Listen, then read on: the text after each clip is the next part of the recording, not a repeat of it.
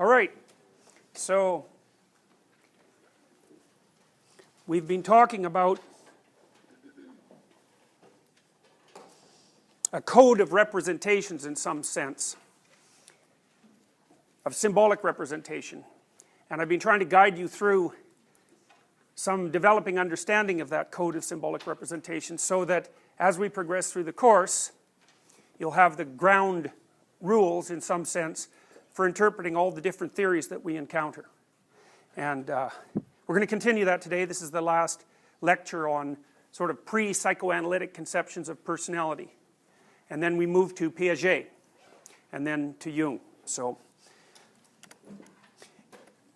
the first thing I tried to point out to you was that social primates like us likely have a cognitive structure that's based on social categories. And that when our cognitive systems elaborated up enough to start thinking about the world in more abstract terms beyond our immediate environment, there's a high probability that we used the same cognitive structures that had evolved to begin the process of abstract conceptualization. And so in some sense you could say we used our knowledge of personality to start to understand the external world based on the initial axiomatic assumption. It's not a cognitive assumption, it was a perceptual assumption, that the world was like a personality. And we do this automatically, so I want to show you a little video here. This is quite a famous video. It shows you how easily you can abstract out a narrative from the most abstract of events.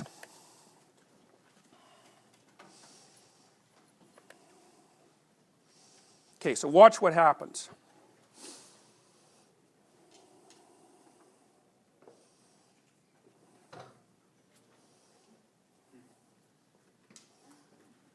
Okay, let's watch that one more time.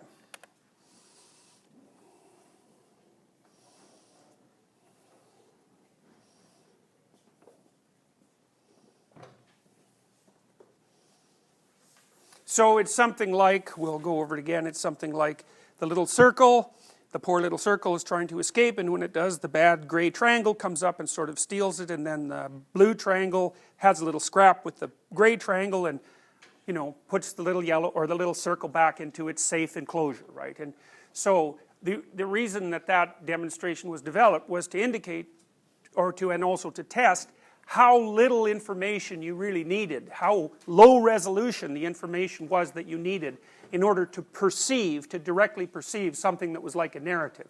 So, you know, and that's a relatively complicated narrative, all things considered, for a square, two triangles and a circle interacting for maybe 3 or 4 seconds. So, you know, the point of this demonstration is to indicate just exactly how prepared you are to read the world in narrative terms. So, all right.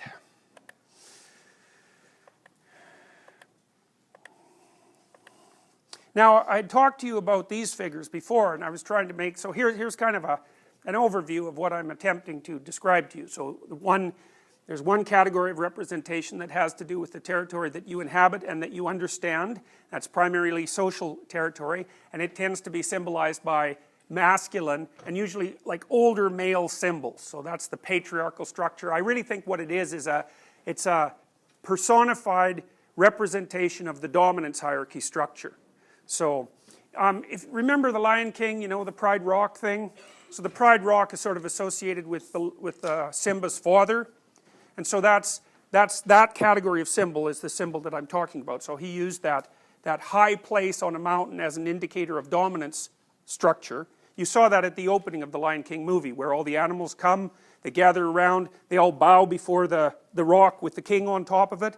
And the king, like the lion, is a symbol, generally a symbol of something like solar power, because the lion is a top predator, it's apex predator, and it lives in Africa under the sun, and it has a mane that's sort of like a sun. And then later in the Lion King, we'll actually see this today, you'll see the father lion, Mufasa, yes? He appears in the sky with a solar halo around him.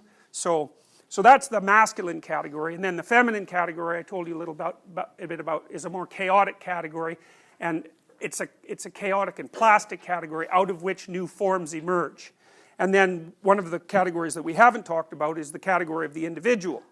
And the individual is the hero in hero stories and is the initiate in initiatory routines. And so the hero is the person who is attempting to become a complete biological and historical entity, personality, so that they're capable not only of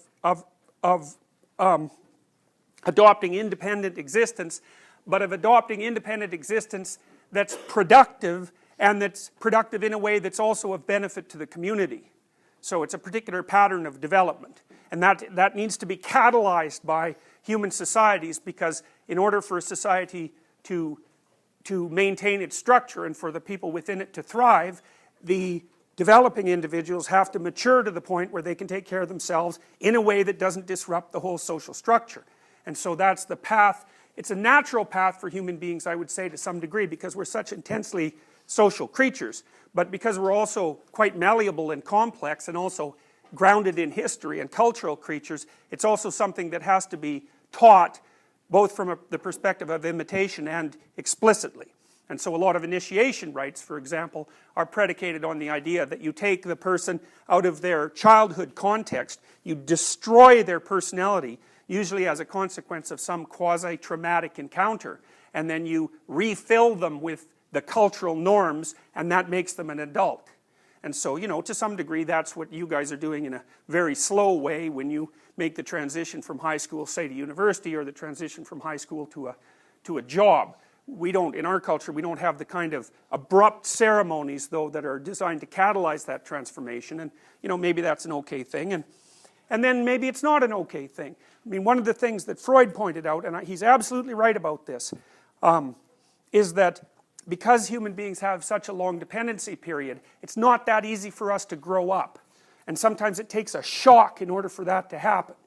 And so one of the potential problems with having a dependency period as long as the human dependency period is that it never ends, and that you stay immature forever. And really, I believe that that's the central Oedipal problem that Freud talked about, and I believe also that it's a real problem. Now, whether Freud formulated it, you know, with precise accuracy, that's a different story, but, you know, you got to give the guy a break. At least he formulated it, and it's, I mean, I was much more impressed with Freudian Oedipal theorizing after I did clinical work for a long time, because a large number of my patients, their primary problem is getting the hell out of their family. They just can't do it. And so for them, the world is the family. It's the only thing that matters. It's often parental opinion or something like that. They just cannot break free of it. So, you know, initiation ceremonies in part were designed to catalyze that break, so that your mother in particular, but also your father to some degree, were no longer the dominant figures of influence. Your personal mother and father were no longer the dominant figures of influence in your life. So, because really that's what maturation means in some sense, is that when you become an adult, the opinions of your parents are as important as the opinions of any other reasonable people that hypothetically care for you, but no more important than that. So, and I told you about some of the symbolic associations that gather around, say, images of the unknown. You could also think of the unknown as unexplored territory, but it's a tricky kind of territory, because if the person beside you does something spectacularly weird, you move from explored territory to unexplored territory as soon as you don't understand what they're doing. So it's not exactly spatial territory. It's more like temporo-spatial territory. It's time and space, because the same place can be a different place from one moment to the next. And that happens all the time when some event that you don't expect occurs in the place that you are. So, and your body is prepared to react. It's instinctively prepared to react to the emergence of chaotic circumstances. It basically does that by hyperactivating your preparation for action and increasing your capacity to pay attention, and preparing you to do a very large number of things at once because you don't know what to do. It's a high stress reaction, but it's built into you. And it's so interesting, because what that means that is part of what's built into people is the ability to deal with what they don't understand, which is a real paradox, right? Because how can you deal with what you don't understand? You don't understand it. So, but the answer is, well, you ramp up your ability to react in a very large number of ways, and you do that by increasing your general level of arousal and your attention. And it's a good, that also increases the probability that you're going to be attentive to new information and pull it in and utilize it so that you can decide how to act rapidly. So other things happen. For example, you know, some of you may have been in car accidents or events like that where you knew for a few seconds that the event was going to occur and time slowed down. It's quite a commonly reported phenomenon. I've experienced it a number of times actually, and it was actually experimentally tested. They threw people off bungee cord apparatuses, you know, so they were plummeting down, you know, in a quite frightening manner, and had them look at digital timers that were flashing information while they were falling, and it turned out that the people who were falling could process the digital information faster than people who were just standing there under normal circumstances. How they got that past an ethics committee is beyond me, but it's a brilliant, it really is a brilliant experiment. So I went through some of the symbolism of the unknown. I want to go through some of the symbolism that's associated with the known today, so give you some sense. Flags are definitely patriarchal symbols. They're cultural symbols. And here's some, I'll just lay out a variety of terms, and so that'll give you some indication of the network of associations that's associated with the symbol of the dominance hierarchy, fundamentally. Culture, Apollonian control, that's after Apollo, the god. Superego, the conscious, the king, the patriarch, the plow, because the plow opens up the earth, the phallus, order and authority and the crushing weight of tradition, the wise old man and the tyrant, dogma, the day sky, the countryman, the island, the heights, the ancestral spirits, and the activity of the dead. Now, these symbolic realms are kind of, they're situationally transformable. So if you look across cultures, very frequently in stories you see characters that exemplify each of these categories, but the characters can shift to some degree, for example. So often if the story involves the ocean and an island, then the ocean will be feminine and the island will be masculine. But if the story utilizes an island and the air, then the island will be feminine and the air will be masculine. So it isn't as if there's a one-to-one correspondence between the entities in the story and these archetypal categories, because their definition depends on, they can't be defined in isolation. So it's sort of like, this is a really stupid example, but it's the best one I can come up with at the moment.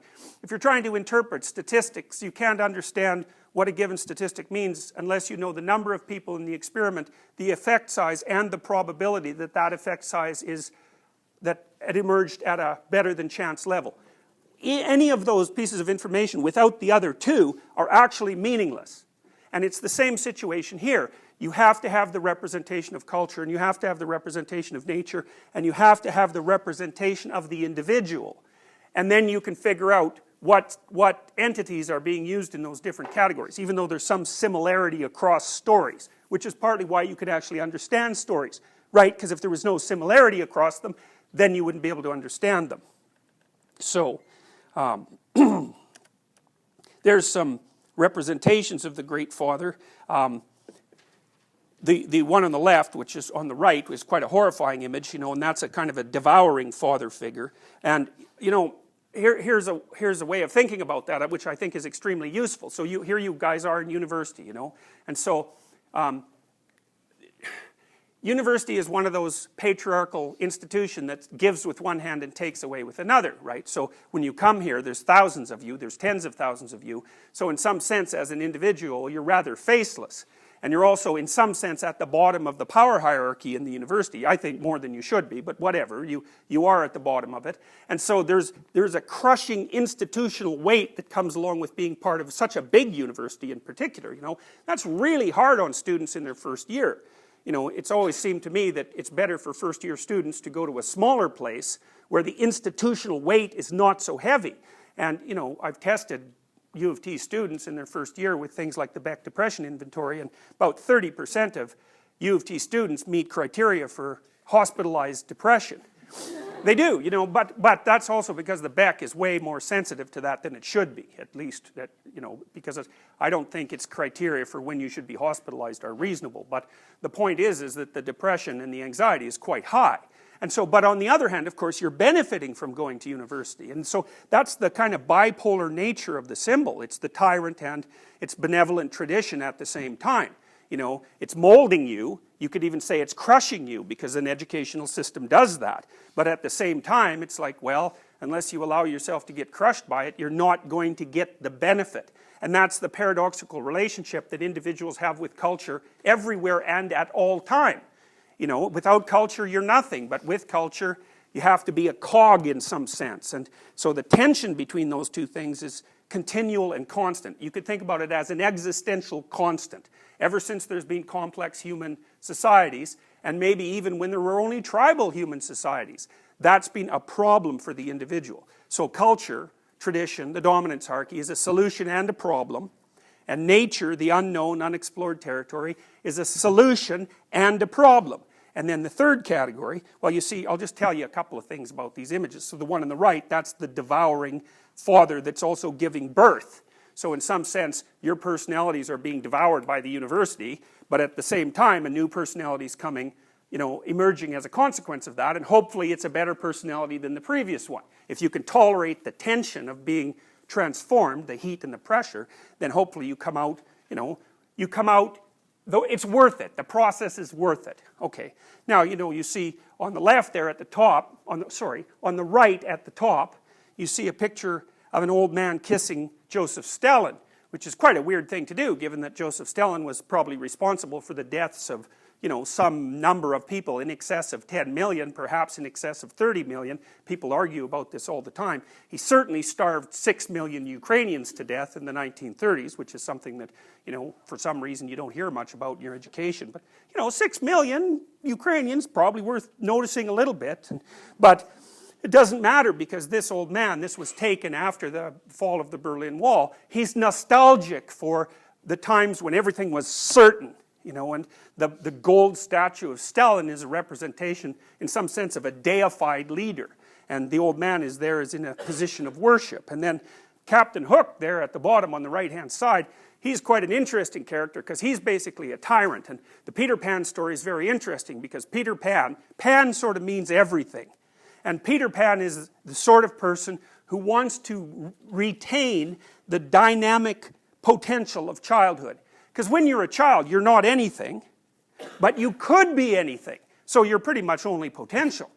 And then you might say, well, why should you sacrifice that potential to become something actual? Because in some sense, it's actually a limiting process. So for example, and I mean this in the most concrete possible way, you have more neural connections when you're born than you do at any other time in your life. And most of those die by the time you're 2. So you go through this tremendous pruning process from when you're born till 2. So it's like you're dying into your childhood personality. And then again, the same thing happens at the end of adolescence, between, say, 16 and 20, which is also the peak time for risk for the emergence of schizophrenia. And some people think that's the pruning process gone wrong. But, you know, as an adolescent, you also shed childhood potential to become the limited but specialized and potentially useful thing that you will become. And so you might say, well, is it worth it? Is it worth shedding that potential? And Peter Pan's answer to that is, well, no. He wants to remain in Neverland as a magical boy forever. And he's king of the lost boys, which I would say is not that's not much of a dominance hierarchy, right? It's like you're the king of the losers, so to speak, people who can't get their act together and mature. Now, and you notice in Peter Pan that Peter Pan doesn't grow up. He doesn't establish a relationship with Wendy, who's actually real. He has to settle for Tinkerbell, who, you know, is a fairy, and they don't exist. And so she's really, in some sense, a figure of his imagination, because he won't mature. He can't have an actual relationship with a genuine person. So he has to satisfy himself with, well, it's something like a pornographic fantasy, actually. So seriously, it is like that. I mean, it's toned down a lot in the movie version, obviously, but still, that's what's underlying it. Now, you might say, well, why doesn't Peter Pan want to grow up? And the answer is, the only figure of authority that's around for him is Captain Hook.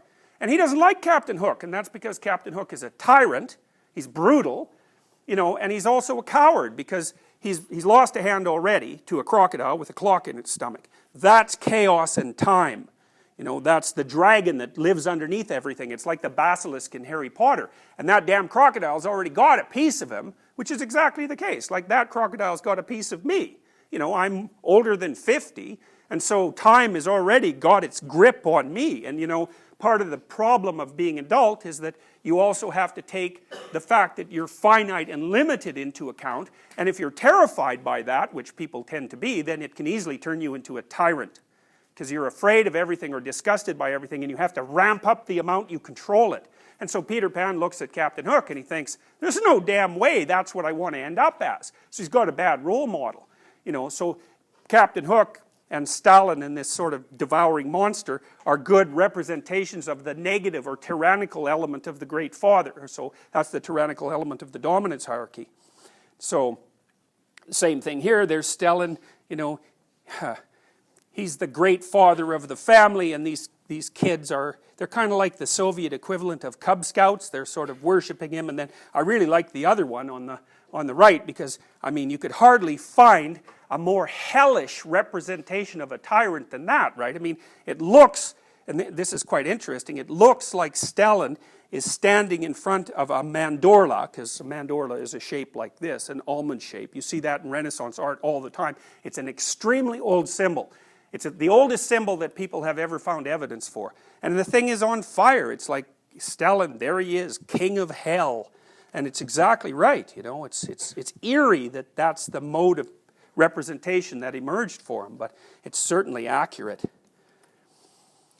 So, you know, the whole tyrannical end of the Great Father this is the sort of thing that results from it, you know. It's like the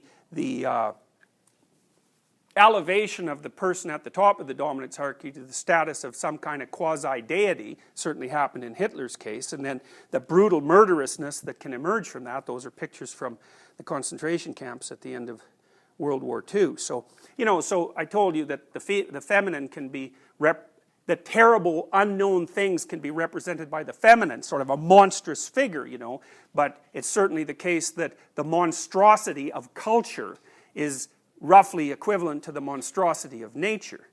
You know, and one of the things you might think about is that common ideologies tend to utilize these symbolic categories. It's almost as if they appropriate them. So the environmental movement, for example, basically says benevolent nature, right? So that's the positive feminine. Negative culture, because that's cultures out there rapaciously destroying the pristine wilderness of Mother Nature, and the negative individual too, because, you know, human beings are part of that as individuals, and we're kind of a cancer on the face of the planet, if you know, I mean, that's a pretty dark way of looking at it, obviously.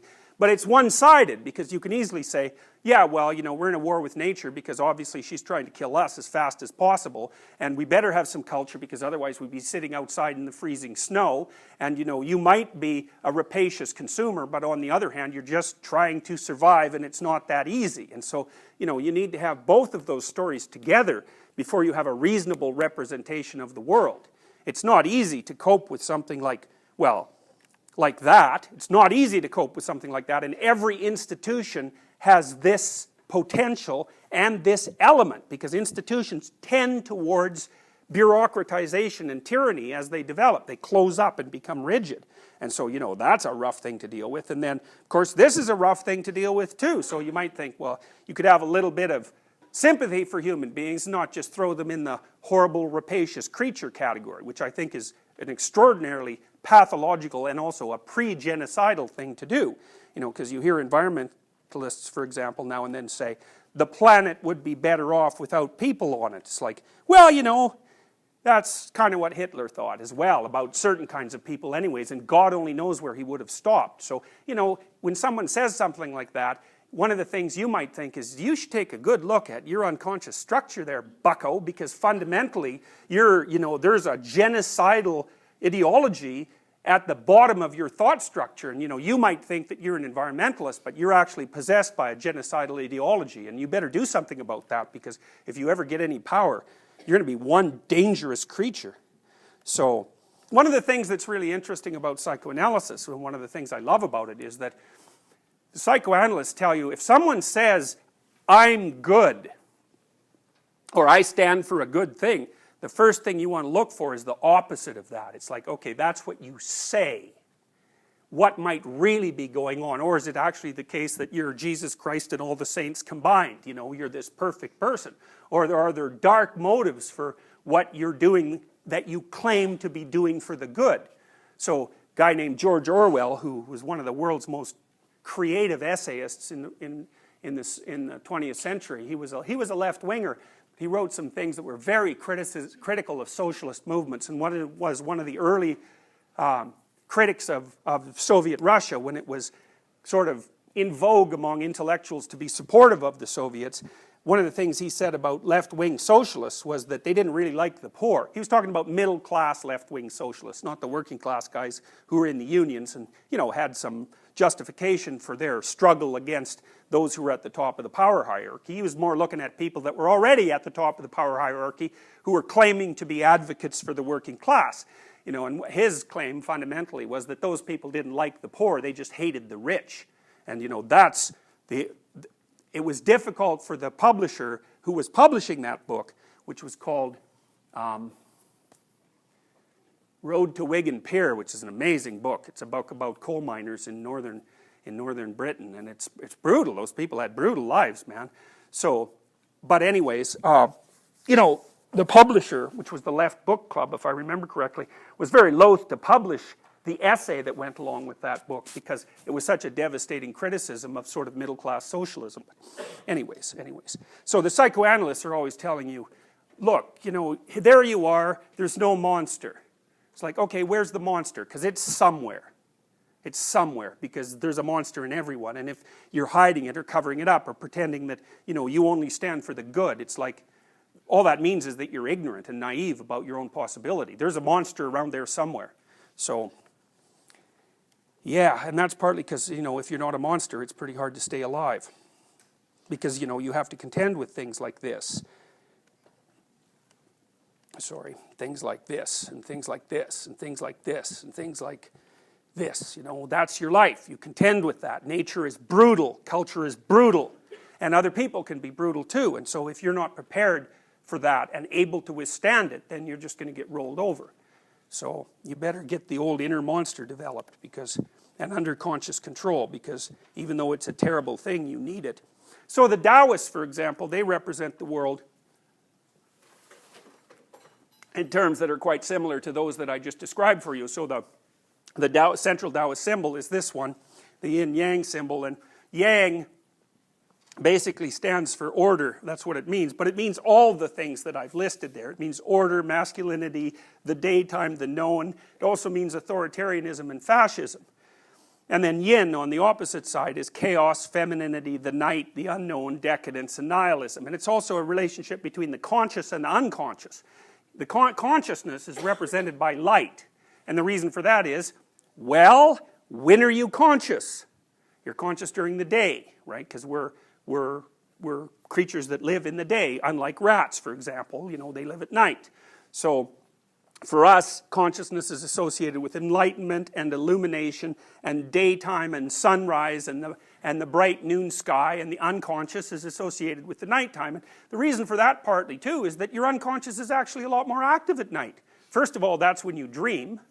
And it's also the time when, if you're frightened of something or if you're depressed and ruminative, the frightening thoughts and the depressing and ruminative thoughts are going to come up. So many people have the experience of waking up in a kind of quasi-cold sweat at 3 in the morning and having, you know, nothing but a continual stream of worries run through their head. And there's pretty good evidence that a lot of what you're doing at night when you sleep, when you're dreaming and when you're not dreaming, is actually processing threat. You know, but most of the time you're asleep for that. Sometimes you wake up during it and it's like, it's not something you really want to be conscious about, you know. It's hard on you, and it's very common among people who are depressed, you know. So if you want to diagnose someone for depression, one of the things you ask them is, well, is your sleep chopped up?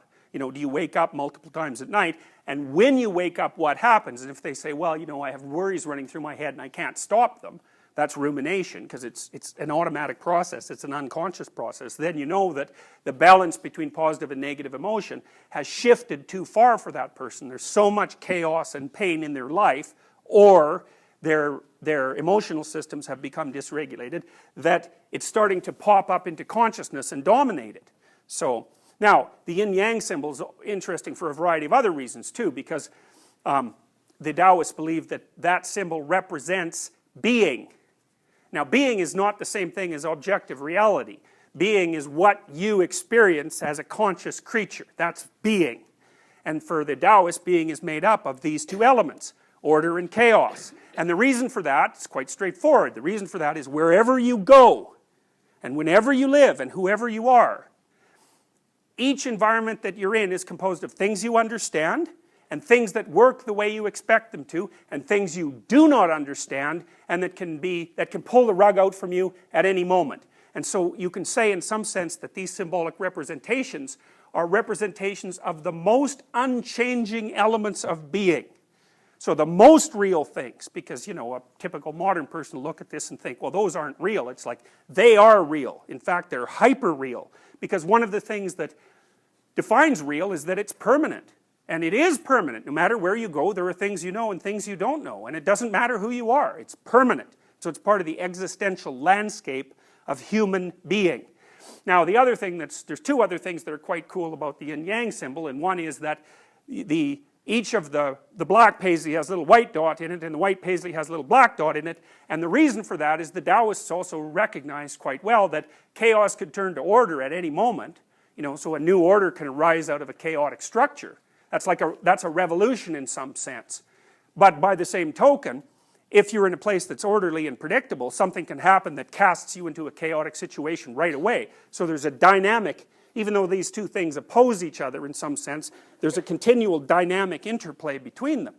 And then the final thing that's quite interesting about this symbol, and this is a mind-bogglingly brilliant idea, is that, because the Tao also means the way, and the way is the line between the two.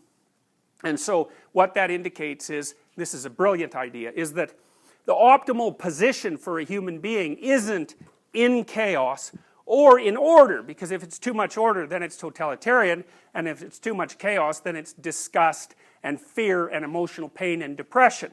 So where's the proper place? And the Taoist answer is right on the line, where you have one foot in order so that you're fairly stable, and you have another foot in chaos so that new and interesting and compelling and transforming things are happening to you. And one of the things that you might note is that your nervous system basically tells you when you're there, and the way it tells you is by making you interested in whatever it is that you're engaged in, because the fact that the thing that you're engaged in grips you, which is really an unconscious process, you can't really control that, it's something that happens to you, is because your nervous system, which is actually adapted to the environment of chaos and order, is telling you that if you're engaged and interested, you are in the place where the balance between chaos and order is perfect. Now you think about that. It's no use reading a paper that you cannot understand at all, even though hypothetically that would be a tremendously informative paper, right? But you can't understand it because it's all chaos to you, and then there's absolutely no reason reading a paper the 10th time if you've already extracted the information out of it. It's going to be boring. Okay, so what do you want? Well, you want a paper that you can almost understand.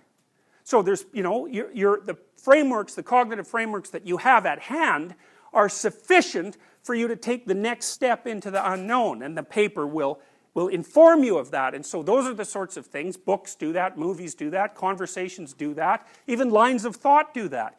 If they're exactly at the right level of complexity for you, they're going to engage you. And people know this, man. They know it. So here's an example. Let's say you're trying to, you know, we could say you're trying to teach your child to talk, which of course you don't do. What you do to a child is talk to it. But it's very interesting because there have been studies of how parents talk to children. And what they do is always use language that's slightly more complex than the child can understand. And they do it automatically. It's part of our, in some sense, our innate knowledge structure about language. So you don't only use words that the child understands. Use words that they understand plus a few words and phrases and sentence constructions that they don't. And so that's sort of pulling them along. And a Russian psychologist named Vygotsky called that the zone of proximal development. And the zone of proximal development is that place, because it's a place in the environment where information flow into the psyche is maximized. And that has to be so it has to be quasi-comprehensible. You know, it's something I try to do in my lectures. You know, I try to tell you things that you know and associate them with things that you don't know, so that you're not swamped, hopefully, by an excess of incomprehensible information, but you don't think, oh God, he's saying that again, I already know that, you know, etc., etc. And anything that's dramatic in structure is doing that for you. It's keeping you on the edge of attention. And that place is where your adaptation is maximized, because not only are you firming up the structure that's underneath your feet, you're relying on it, and you know, it's part of the platform on which you stand, but you're absorbing information at a rate that allows you to increase the solidity and area of that solid ground without undermining you so much that it falls apart beneath you. So it's lovely, it's such a good idea, because think about what it would mean if it was true. It would mean that if you pay attention to what captures your interest and you follow that, that means you're going to always be interested in what you're doing. But even better than that, it's going to mean that you're going to maximize your adaptive capacity as much as possible at exactly the same time. Man, that'd be a great deal if it actually happened to be true. Now, it's a bit complicated, because what culture wants from you and what is intrinsically interesting to you, there's going to be a conflict there, right? Because culture wants you to do what a good cultural entity should do, which is to do what you're told to do. But you're not, you know, you're not a robot. And so part of the existential problem that you have in life is trying to figure out some compromise between what you find personally engaging and that develops and supports you, and what the culture will provide resources to you for pursuing. And it's hard, there's no simple answer to it. But I would say that if you sacrifice your capacity to engage in meaningful activity to the security of a given position in a dominance hierarchy, then you turn into something that's like a soulless slave. And that's a really bad idea, because there's no way you can do that for any length of time without getting bored and resentful. And once you're bored and resentful, the move from that to dangerous is a very, very small step. So it's hard, and it isn't even necessarily the case that you're going to make the balance. You know, you're going to be able to manage it. But if you don't, you're going to pay a massive price for it. So I would say, you know, don't let people mess around with what you find compelling any more than is absolutely necessary. You know, so, because it's very dangerous to do that. It's very dangerous to do that. Just like it's dangerous not to find a position in a dominance hierarchy at all, because then you end up in a chaotic place. And my experience has been, you might wonder about this, it's like, what's the probability that someone can live a healthy life, healthy, productive, and stable life outside a dominance hierarchy, so without external structure?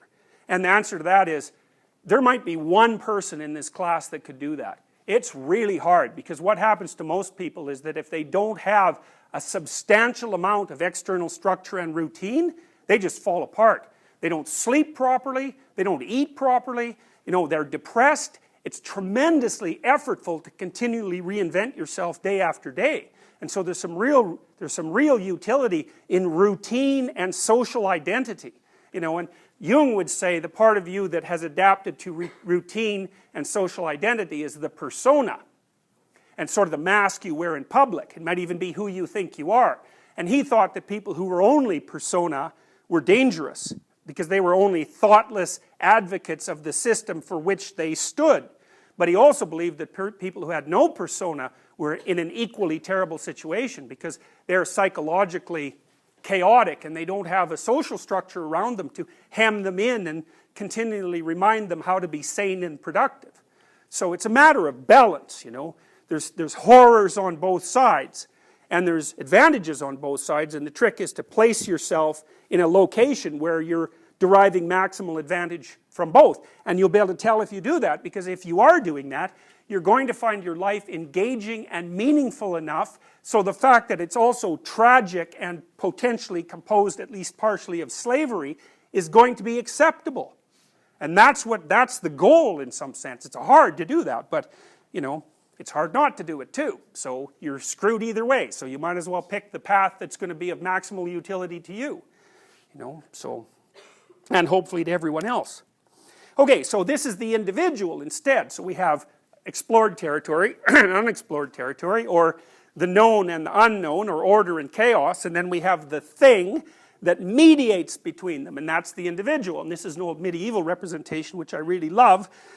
You know, there's the dome of the sky there. It's a very archaic idea that the earth is a dome, because it kind of looks like that if you go out in a flat field, you know, if you're out in the ocean, the world looks like a dome on a disc. And so that's sort of the representation here. It's a very ancient idea, and this guy at the bottom left of the picture is poking his head through the comprehensible world and looking at the chaos beyond. And so he's a heroic figure. So the knower is the individual, is always the hero of a story, right? The protagonist of a story. Now it can be an anti-hero too, because just like the known has a negative element and a positive element, and the unknown has a negative element and a positive element, the individual has a negative element and a positive element. And so there's the hero and the adversary, roughly speaking. And, you know, there's all sorts of movies where the protagonist is an anti-hero, you know, and those movies are usually there to show you bad examples in some sense. Or you get mixed characters like Batman, eh? And he's tangled up with the Joker, and as the Joker points out in that brilliant performance, they're mirror images of one another. And so the Joker's an adversary. It's more complicated than that. But so some of the symbols that commonly represent the individual in symbolic representations are, well, and also conceptual representations are ego, consciousness, the trickster. Bugs Bunny is a good example of a trickster. The fool, the hero, the coward, spirit as opposed to matter or as opposed to dogma, the son of the unknown, and the son of the king. So, and those are very, very common figures, and I'll walk you through some of that as we progress today. So, and then there's the figure of the adversary. So you see on the left-hand side there, you see Horus, who's the bird-headed god of Egypt, who I told you about, who represents the capacity to pay attention. Very important concept, because the Egyptians realized, and really it's brilliant, it is something modern people do not understand, because we tend to make rationality the highest god. That's not a good thing. That's a pathway to totalitarianism. What the Egyptians knew, but they only knew it in symbolic form, was it was the capacity to attend to things that in some sense was the highest psychological function. Because it's the capacity to pay attention that actually moves you beyond what you only know. And rationality tends to make, you know, integral systems that are coherent, that are box-like, and then claim that they're absolutely right. Whereas attention is always looking beyond what you know. And attention is an unbelievably powerful force. You know, that's why advertisers pay for it. That's why people demand it. That's why children can't live without it. That's why it's what you want from your friends and your family. You want them to pay attention to you. It's an unbelievably valuable resource. And so one of the things I always tell my clients, for example, if they're socially anxious, I say, look, pay more attention to the person you're talking to. If you really pay close attention to them, then the thoughts that are making you anxious will be suppressed. And because you're paying close attention to them, you'll match your movements to theirs, and you'll match your conversation to them, and then there's no reason for you to be socially anxious, because socially anxious people will go like this when they're talking. You know, they don't want to look at you. Of course, how the hell can you engage anyone if you're not in a little dance with them? You know, you can't, and a lot of it's nonverbal, it's physical, and it's embodied, and without paying attention, then you lose people. And you see this with speakers all the time too. They're in front of audiences. They have their paper and they're going like this. And usually they're talking like this too. And you know, the logical thing to do in that case is like look at Facebook or get the hell out of there or something. But they're not paying attention to the audience. And so there's no power in the dynamic conversation at all. So anyway, so there's Horus, and then there's the guy on the right there is Set, and he's like the precursor of the Christian representation of Satan. In fact, the name Satan seems to have been a transformation of the name Set. And Set is actually, he's like the god of totalitarian possibility, because in Egyptian mythology, he represents the evil brother of the rightful king, who's always plotting to overthrow the rightful king. And Horus is his natural enemy. And what this means, I tell you, man, it's really important. So I have in my clinical practice frequently people who are stuck in the middle of absolutely moronic bureaucracy. So I can give you an example of this. I just love this. One of my clients who worked for a large corporation, who's a pretty sensible woman, she was being driven mad by the political correctness that had infected the organization. And she sent me a 32 email letter exchanges that were circulating around the word flip chart. I don't know if any of you have heard the flip chart controversy, but it's pretty mind-bogglingly moronic. And so the deal was that somebody, you know what a flip chart is, right? It's one of those paper pads that you flip paper over. Well, it turns out, hypothetically, that flip is a pejorative term for Filipinos. And so they believed that the idea, the flip chart phrase was no longer acceptable because it was potentially offensive to Filipinos, although I bet they would have had to like vacuum up the whole planet to find one Filipino who actually cared whether or not someone called that a flip chart. You know, and that person would have had plenty of problems that were worse than that. Anyway, there was like a 32 serious email exchanges about what terminology should be used instead of flip chart, you know, so that's what people were doing instead of trying to actually have a life and do something useful. And it was driving her completely mad. They did rename them and made it made part of corporate policy that it was inappropriate to use the word flip chart. I don't remember what the hell they called them. Who knows? But the reason I'm telling you this story is a lot of you are going to find yourself embedded in bureaucracies. And you know, and there's that for better or for worse. And one of the things that is going to happen to you is that people are going to ask you to do stupid and ridiculous things. And the fact that they're asking you to do stupid and ridiculous things is going to do three things to you. One is it'll warp you so that you'll pretend that you agree with it, and then eventually you will, and like good, so much for your soul. And then the other thing is that it'll demotivate you because you'll think, why should I be like slaving away at this job when, you know, I'm being pecked to death by morons with stupid rules. And the third thing that it'll do is make you resentful and irritated, and then that will also undermine your motivation and make your life miserable. And so you might think, well, what should you do about that? And the answer to that is, you should object at the earliest possible point, because first of all, you'll find that if you object to radical stupidity when it first emerges, you kind of make people aware of the fact that what they're doing is radically stupid, and they'll usually back off. And so then they won't torture you to death. So, you know, you have to take a risk, which is, oh no, what happens if I complain about this? But, you know, it's another one of those situations where you're damned if you do and you're damned if you don't. So if you complain, that'll cause some trouble. Although usually it causes way less trouble than you'd think, because people are generally not very courageous, and if you push them with some strength when they're doing something absolutely moronic, they'll usually back off because they don't know what to do when they're being challenged. And then you won't have to put up with it for the rest of your life. And so why I'm telling you this is because all sorts of bureaucratic entities, corporations, government institutions, non-profit organizations, anything that's above a certain size, because it doesn't matter if it's government or corporate, it's all the same bloody foolishness when it gets too big, is like those things tend towards totalitarian structures. It's part of the innate danger that's associated with social organization. And so then you might say, well, how do you keep the enterprise that you're part of alive and dynamic, and also keep it a place that a sensible person who's got a proper orientation could stand to work? And the answer is, do not do things you know to be stupid. Stand up and say, look, that's dumb, I'm not doing it. And if they ask you why, then you can say, well, A, I think it's stupid. B, if I do it, I'm going to get irritated and resentful. And also, if I do it, it's going to decrease my motivation. So I'm not doing it. And then if they push you too hard, it's like, hey, it's time for a different job. And that might be the best thing that ever happened to you, because if the structure you're in is going in that direction, and you can't stop it, it's like, get the hell out of there and find something else. So it's not that hard to find a job when you already have a job. That's another thing to keep in mind too. You know, whenever you're working, and you will be, especially in the world of today where jobs are relatively uncertain, is you should always have an escape route planned.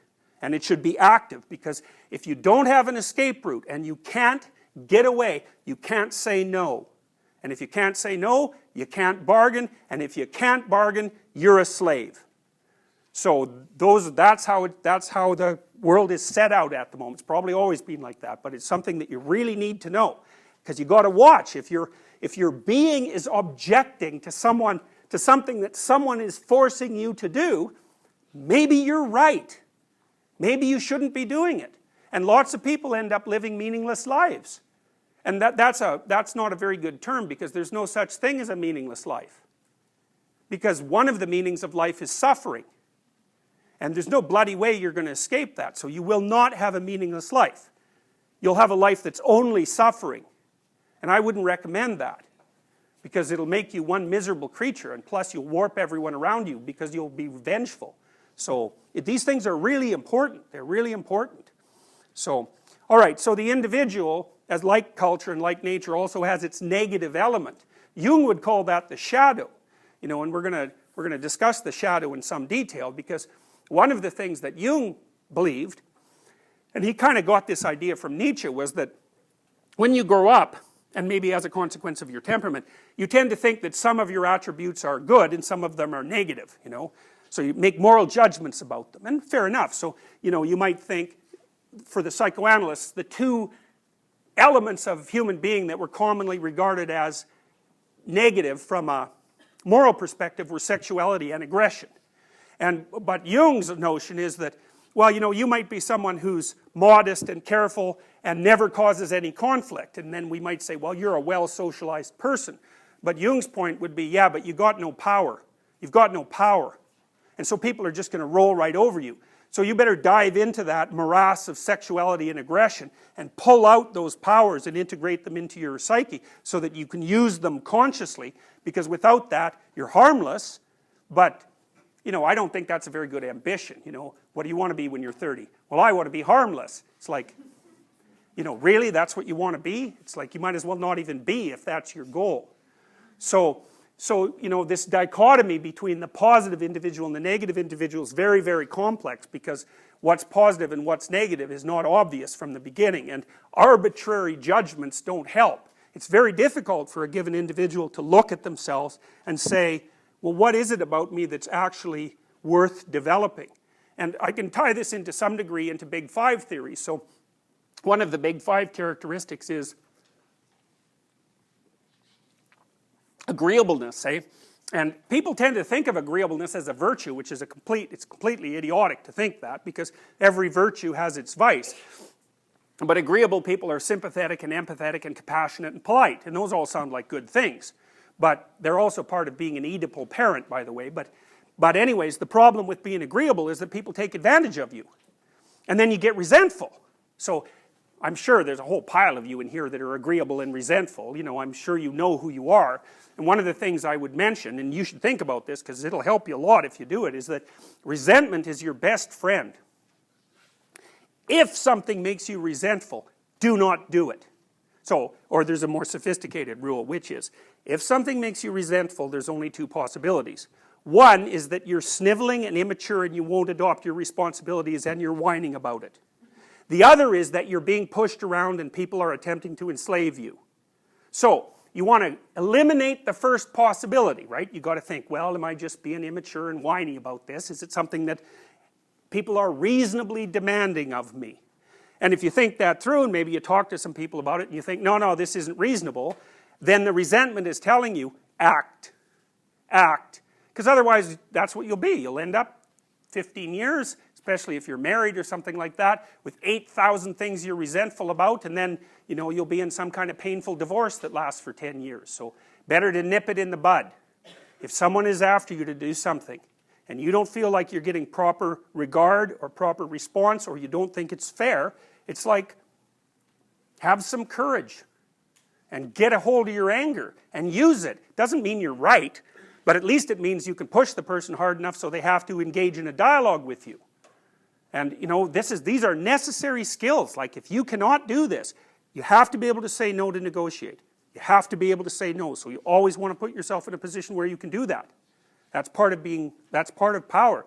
And the other thing is, do not let people push you around, because you'll get pushed right into a corner and you'll end up as a slave. And that's because there's tyranny, slavery, or negotiation.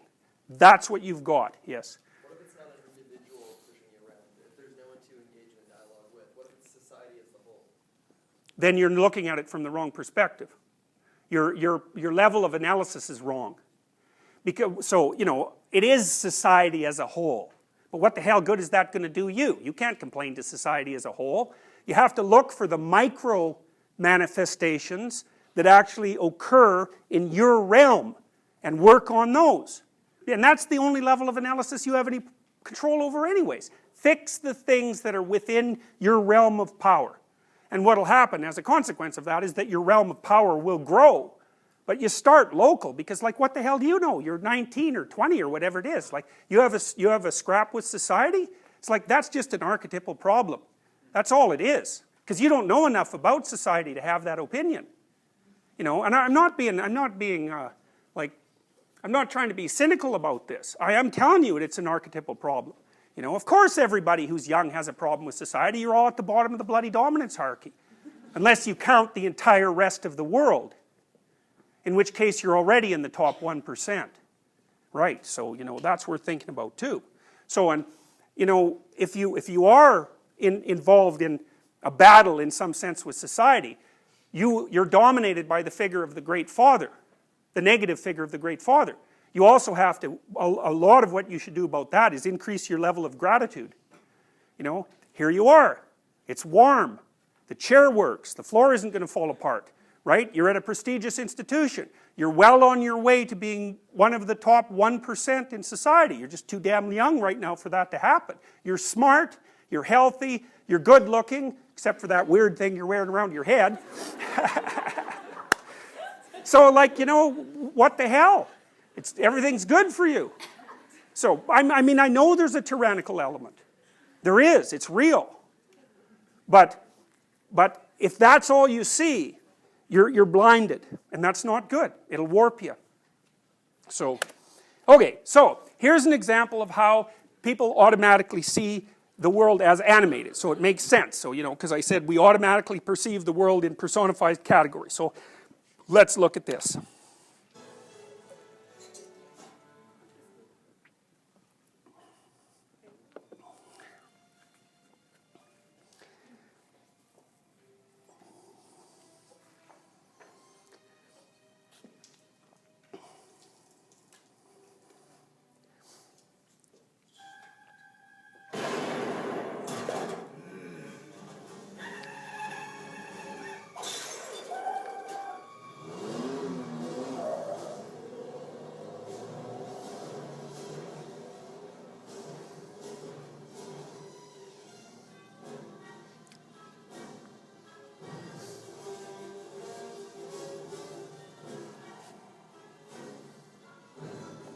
Okay, so I would say that's the beginning of the journey into the unconscious.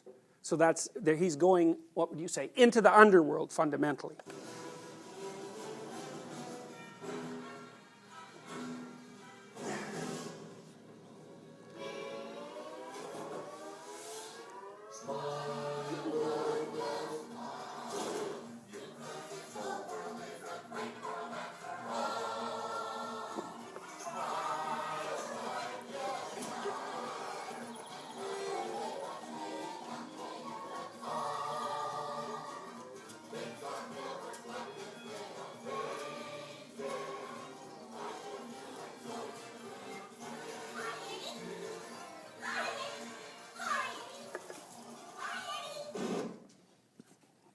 Okay, so the first thing you note is that you can all understand that, right? It's sort of like the world of childhood.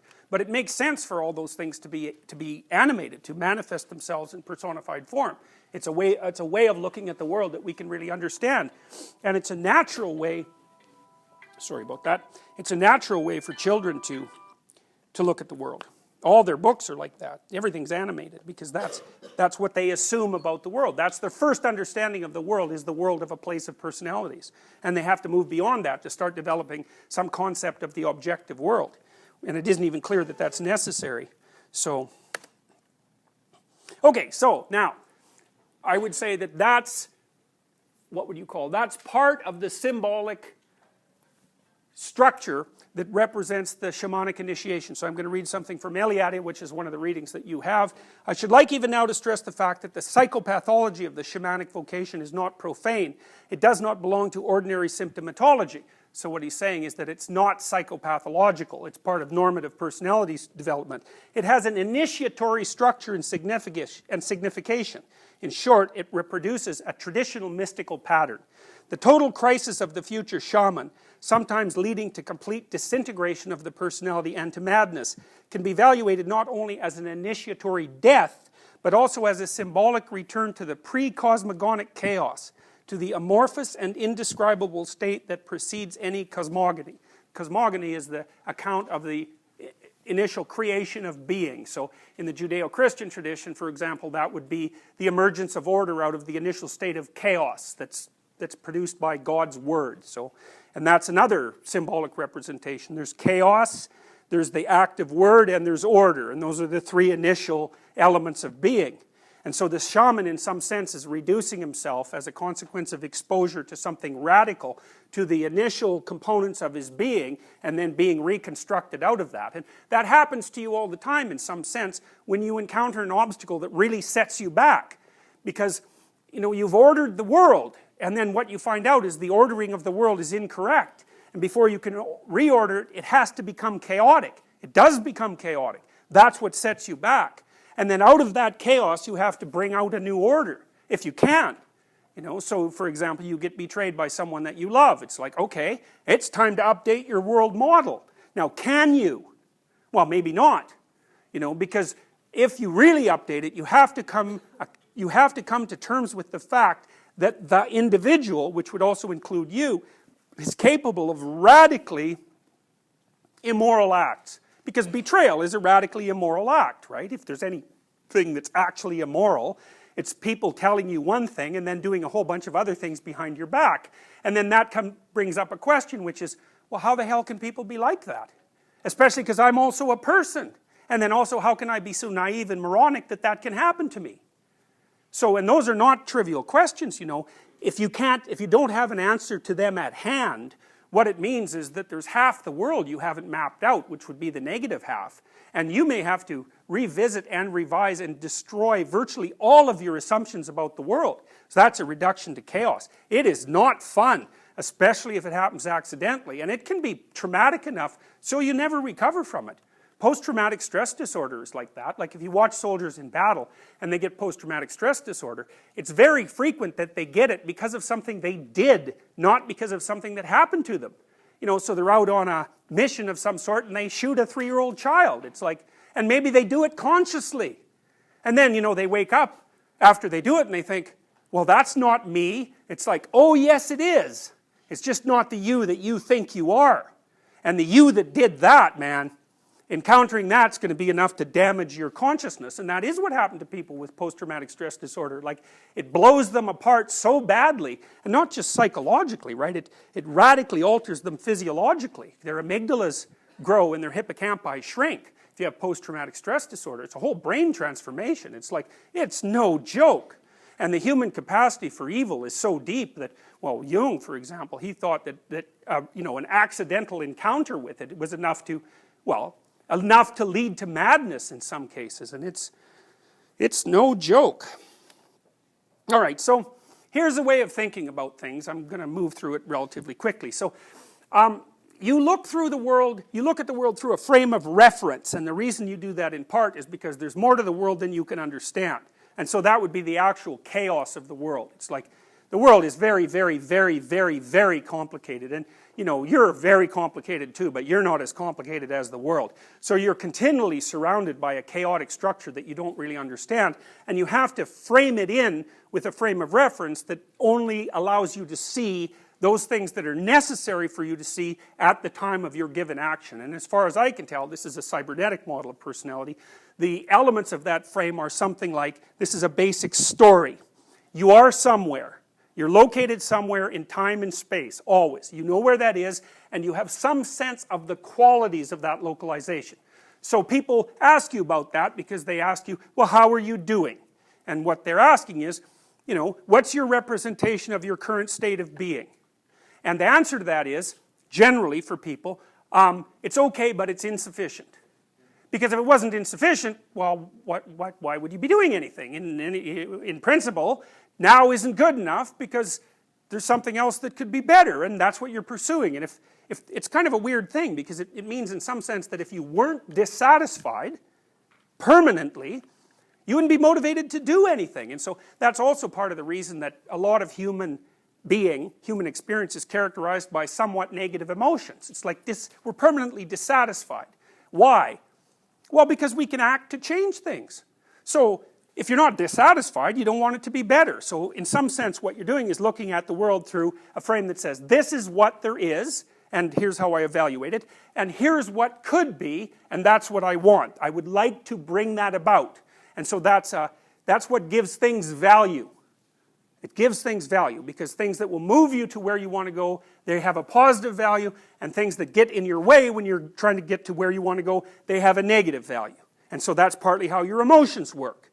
So, and you can put almost anything in the box of what should be.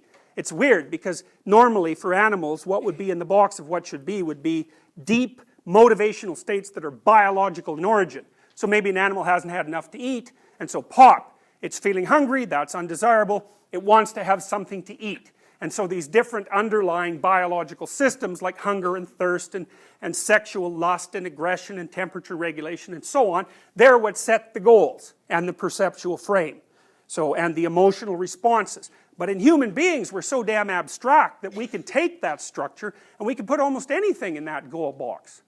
So for example, you can go to a soccer game and you can say, well, I'm going to identify with my team, so you expand the boundaries of your current state of existence to incorporate the team, and then you say, well, it's really important to me that they kick that little round sphere through that net. And so your whole nervous system says, okay, well, if that's the goal, we're going to align our emotions with that, and then, you know, guys you don't know run down the field and kick a little sphere through a net, and you're like up there, you know, celebrating in a way that you'd never do in your actual life. It's like you don't do that when you get a good grade on an exam, you know, jump up in the air and hug all your friends. You'll do that at a soccer game. It's like, what the hell is wrong with you?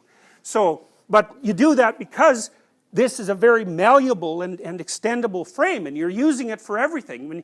When you go into a movie theater and you watch the protagonist, you basically adopt his or her frame of reference, and then you see the whole world that's portrayed on the screen through the eyes of the person that you're identifying with. That's part of our capacity for imitation. So basically what you do, what you do there is like if you're talking to someone else and you adopt their frame of reference, it's not exactly a cognitive operation. What you seem to do is, first of all, come to some understanding about what it is that they want. And so that's the goal. Once you know what they want, you can represent them in your body. So it's almost like you're playing them as a simulation on your own biological platform. And then you can infer from your own emotional responses, if you also simulate the situation that they're in, what their emotions are, and that enables you to understand other people. So we're these weird biological computers that are capable of running other psyches on our biological platform, and that makes us able to imitate and also to understand each other. So that's a basic narrative.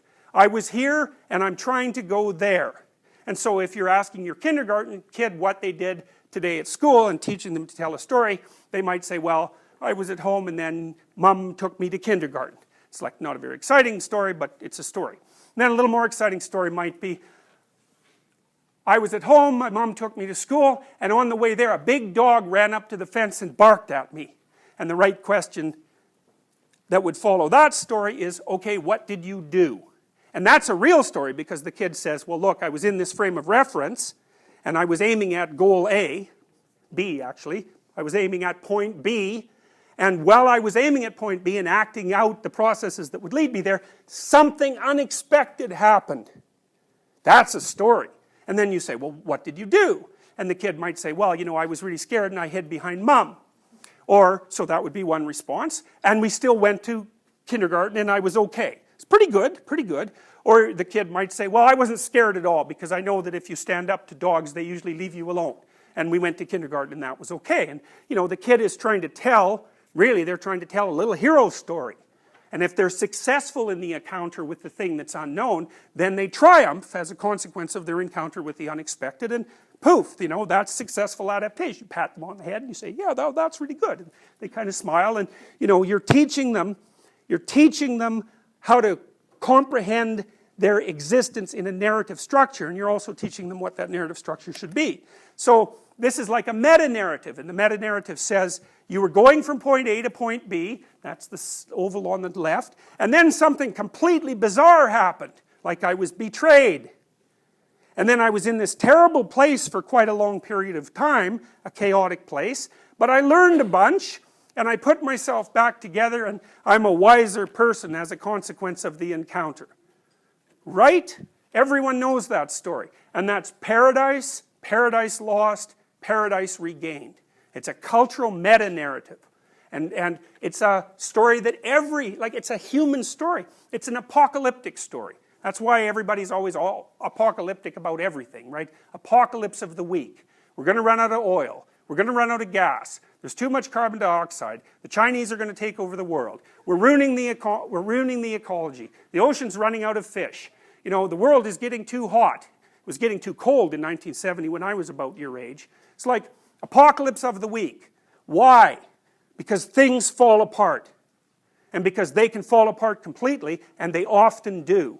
And so everyone's always on the alert for like the next potential apocalypse, and it's no wonder. You know, it's a permanent characteristic of life that things can radically fall apart. Now, luckily, it's a permanent characteristic of life that they can actually also radically come back together. And it turns out that whether or not they radically come together depends to some degree on how you choose to act when they fall apart. What is the pre-cosmogonic chaos? This is from William James, who was a pragmatist, who lived on the East Coast at about the end of the 1800s. He was one of the founders of modern psychology. He liked to sniff nitrous oxide, which is a hallucinogen. He was sort of like the world's first major league hippie, and he wrote sort of hippie poetry as a consequence of his nitrous oxide experimentation. And here's part of what he derived from his experiences. So, pure experience is the name which I give to the original flux of life before reflection has categorized it. Only newborn babes and persons in semi-coma from sleep, drugs, illnesses, or blows can have an experience pure in the literal sense of that which is not yet any definite what? Potential. Potential. Because you might think, well, what's the world made of? It's made out of actuality, right? But that's not how you act. You act as if the world's made out of potential, and you interact with that potential. And what James is saying is that there are times when you experience something that's akin to relatively pure potential. And then you might ask yourself whether or not potential is real, which is a really interesting question. But I can say, regardless of how you answer that question, you act as if it's real. And you'll also feel guilty if someone that you love comes up to you and says, you're not living up to your potential. It's like, what the hell does that mean? What does it mean? It means you're not becoming that which you could be. Well, what is that? It's like, you know, we're materialists. How are we going to measure that? You can't touch it, you can't taste it, you can't see it, you can't measure it, right? But nonetheless, it's like the substance of being.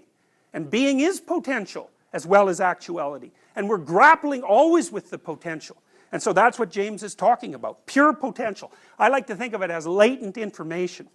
Full both of oneness and manyness, but in respects that don't appear. Changing throughout, yet so confusedly that its phases interpenetrate.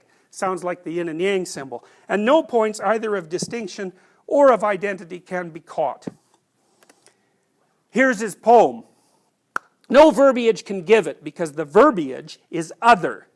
Incoherent, coherent, the same. And it fades, and it's infinite, and it's infinite. Don't you see the difference? Don't you see the identity? Constantly opposites united. The same me telling you to write and not to write.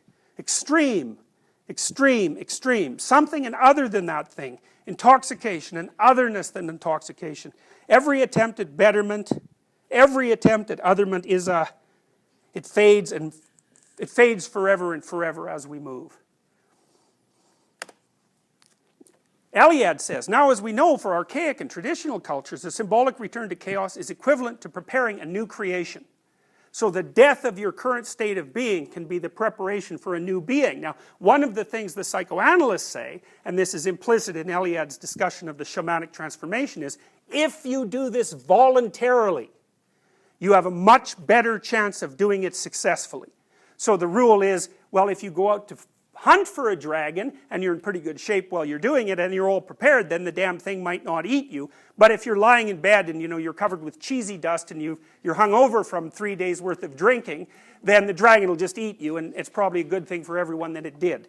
So the point is, be prepared, and part of the way that you're prepared is by being awake and having the many sources of power that are at your fingertips, that are part of your biological and cultural inheritance at the ready, so that you can respond. It follows that we may interpret the psychic chaos of the future shaman as a sign that the profane man is being dissolved and a new personality being prepared for birth. Transformation. Constant theme. Paradise, paradise lost, and redemption. That's the story of mankind. We're in a fallen state. Why is that? Well, because things aren't perfect and they could be better, and everyone's suffering. So things have fallen apart. They're always in the state of being fallen apart. And what are we trying to do? Well, we're trying to put them back together. It's the eternal story of mankind, that.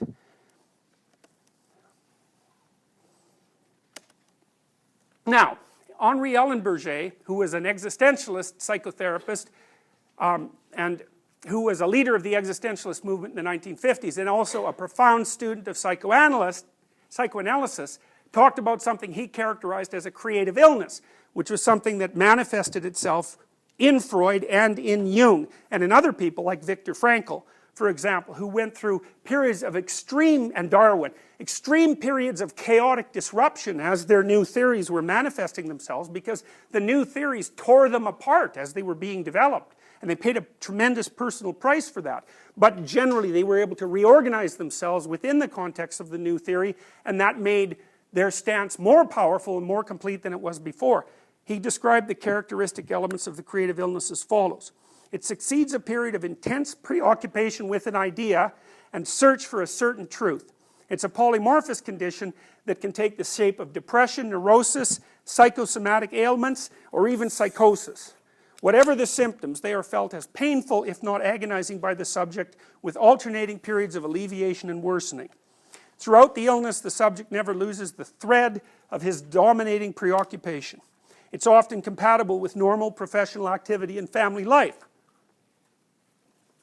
But even if he keeps to his social activities, he's almost entirely absorbed with himself.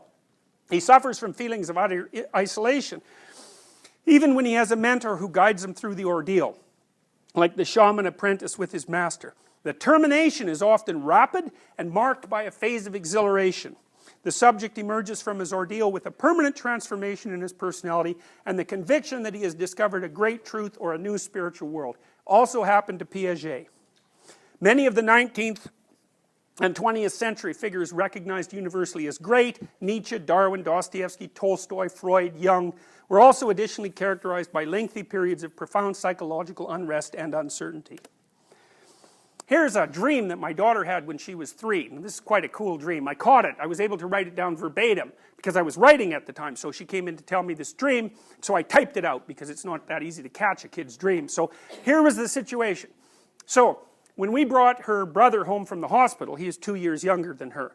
We didn't, now, if there's less than a 3-year gap between siblings, there's a high probability of sibling rivalry because the old sibling still needs a lot of attention, but, when you have a 2-year-old, you think, man, that's a baby, but when you bring a newborn baby home, that 2-year-old's an adult. Like, there's such a radical difference between a newborn and a 2-year-old, and so it's hard on the 2-year-old, right, because they have to grow up right away, and maybe they don't get as much attention, so we taught her to come for a hug when she needed to, by practicing that, and we also prepared her and told her that, there was going to be some trouble, but she could get some attention from this new baby, and that was also her baby. So she was all prepared for that. So she took a lot of care of that baby, and she thought it was her baby. And she liked this baby. And so she called him baby, and then, he started to toddle around, and we told her one day, well, and he was being toilet trained, we said, look, Michaela, he's not really a baby anymore. And she didn't like that because she thought, I like that baby. And now, whatever this creature is, apparently is not that baby. And so what am I supposed to do about that? And that is a profound question because there are lots of parents who don't let their children progress past the stage of baby because they don't want to lose the baby. And so it's like she was onto something major. So, So this is what she said. This is her dream. Julian is the name of her little brother. Julian's eyes falled out, and then he falled into pieces. And I said, what sort of pieces? And she said, Julian pieces. It's like, yeah. And then his bones falled out too. Then a hole got him, and there was water in it, and when he came out, he was big. And my wife said, Julian isn't a baby anymore? And Michaela said, no, he's a big boy. And a bug with legs got him out, because bugs can swim. And the hole was in the park. And it moved into the backyard, and he falled in it. A tree burned and left the hole. So that was pretty cool. I thought, well, that's pretty good. Grade 3, a 3-year-old kid. And so the park beside our place was 42 acres. And it was like a real forested park. And I used to take the kids there like at twilight. And, we'd creep around in there. And it was pretty scary and exciting for them. So it was sort of a scary and exciting place. And it was full of trees. And so it was the unknown outside of our little house. And so her dream said, well, the unknown had moved into the backyard in the form of a tree. And the tree burned down. And a tree is often a symbol of the psyche, and it left a hole, and the hole was full of water, and then the little baby went into the water, and dissolved and went into the water. And then this weird bug got him out, so it was some alive thing. A bug. It was a bug like Jiminy Cricket in Pinocchio, because that's a bug, and it's a bug that leads transformation, by the way. So anyways, the bug got him out, and then he was a big boy, and what she was dealing with was the nature of radical transformation. How one thing could turn into something different and then reconstitute itself as something else, and she did that on a symbolic level. So, what time is it? 3? Rats. 1 minute. All right, well, I'll tell you this little story for 1 minute. So, I had a 5-year-old nephew, and he was having night terrors, so he'd wake up at night screaming. It happened a lot, and there was some trouble in his family at that point. His parents ended up getting divorced. But anyways, he'd wake up screaming. And so he also was running around during the day with a little night hat on and like a plastic sword. And so he was like Joe Knight, And then when he went to bed, he had the little night hat by him and also the sword. And so one night when I was there, he had one of these night terrors. And so I was there that morning and I said, well, did you dream anything? And this is what he said. Dwarf-like beak creatures who came up to his knees he was out in a field, and they were like, so these little things about this big. They had no arms. They just had a big head that was a beak, and they were jumping at him with the beak and like chomping him. And on the top of their head, it was all hairy and greasy, and on the top of their head, they had a cross shaved in it. So it was like, everybody shut up at that breakfast, I could tell. It's like, oh, that's what's happening. It's no wonder you're screaming. And then, so he was fighting away with these things, and they're jumping on him. But the problem was, he said there was a dragon in the background, and what was happening was the dragon was breathing out fire all the time, and the fire and the smoke were turning into these dwarfed, little dwarf bird things that were biting him, and it's like perfect, right? It's such a perfect representation. He can't fight off any one problem, because it's sort of pointless, because there's something in the background generating problems like mad. It's like a hydra. Cut off one head, 7 more grow. So I said, what could you do about that? Which is a leading question, right? Because it implies that he could do something about that. So then he said, I would take my dad, and we would go after the dragon. I'd jump on his head and poke its eyes out with my sword, and then I'd go down its belly to where the fire comes out, and I'd carve out a piece of the firebox, and I'd make a shield out of it. And I thought, yes! That's right! So, and one of the things that's very interesting, and I know this is hard to believe, but it's absolutely true, he did not have any night terrors after that. It was extra cool. And it was the leading question. It's because he's like victim, right? It's like, oh my God, horrible bird-headed biting things, which is pretty good. It's like, that's what the world's like. And then there's something in the background generating these things. What do? You go to the source of the trouble, and you find something that shields yourself from it in the encounter. Brilliant. All right.